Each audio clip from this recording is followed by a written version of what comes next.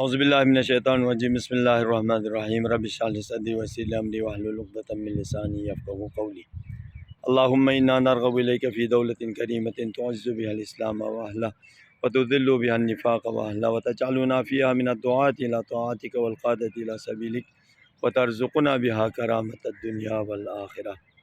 ماہ رمضان کی 30 کے دن کی جو دعا ہے، بسم اللہ الرحمن الرحیم، اللہم اجعل صیامی فیہ بالشکر والقبول علی ما ترضاہ ویرضاہ الرسول محکمۃ فروعہ بالاصول بحق سیدنا محمد وآلہ الطاہرین والحمد للہ رب العالمین۔